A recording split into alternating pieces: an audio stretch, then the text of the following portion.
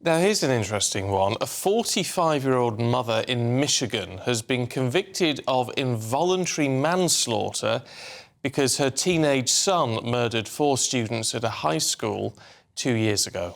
Yes, prosecutors claimed that Jennifer Crumbley was guilty of negligence after allowing her 15-year-old son to possess a firearm.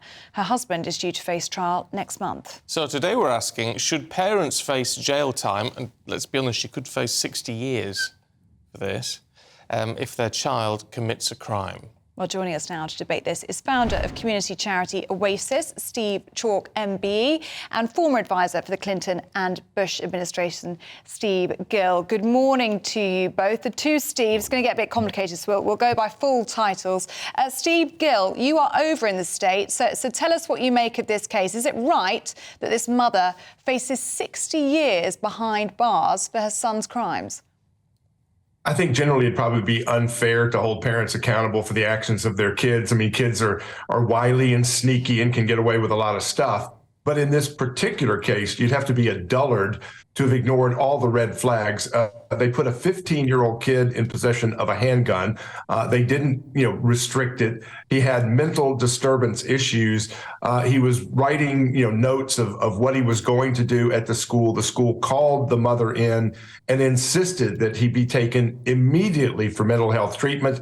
She refused. And then we have, 4 dead kids. So across the board, probably you can't make parents like a guarantor of a loan. But in an instance where there are this many red flags, the parent has to intervene and follow the advice of the counselors. Steve Chalke, when there are red flags, they have to be followed, don't they? Yes, they do. I think the problem for us here in the UK is we know very little except what we read in the headlines about this case in Michigan in the States. But my work here in the UK is with thousands and thousands, tens of thousands of children and their families every day. We run 54 schools. And in actual fact, for the Ministry of Justice, we are just, in a month and a half's time, going to open an alternative to a youth jail. So children will be sentenced to us for violent crimes.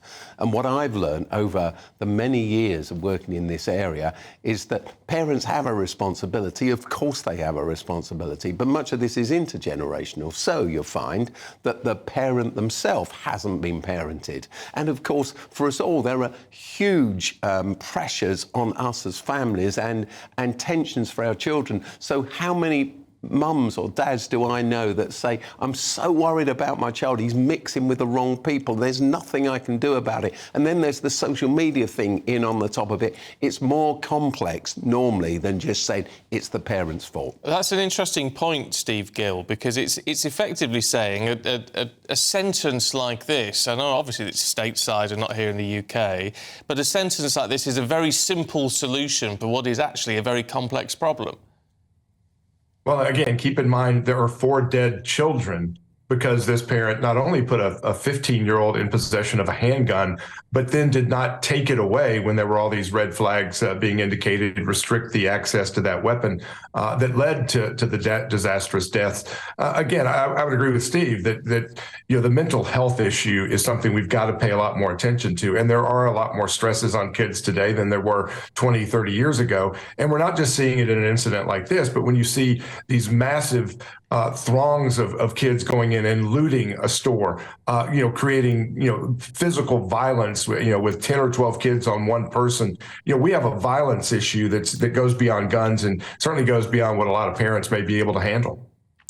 Steve Chalke, it's a difficult one, isn't it? Because it's the question of where does being a bad parent cross into criminality, which is what this court has found in the US. I mean, clearly there were red flags in this case where the mother should have intervened. She didn't, but she couldn't see the future, could she? She wouldn't know that her son was going to go into a school and murder 4 people. No, all of that's true. And we don't know, or I don't know, anything about her mental state, her mental health state either, which is why I think it's easier for me and best for me to just look at the wider picture. What I do know is this. I sat in the front room of a mum who'd just lost her son, one of our students. He'd been stabbed to death. And she sat there in tears. And in that moment, though, she said to me, today, 2 of us have lost sons. I've lost my son, and the boy that killed my son, his mother has lost him, and it could have been the other way round. The reality is that she understood that. I thought that was an extraordinary thing for her to say in her attitude to this. We know, don't we? We've got 32,000 children in our schools, and they're all in socioeconomically deprived areas. We know so much about the tensions of gang life and knife crime and et cetera, drugs, all of those things. So it seems to me that society has to take responsibility for this in the end. We've got to do this together. OK. Steve Gill, Steve Chalke, we'll leave it there. Good to talk to you both this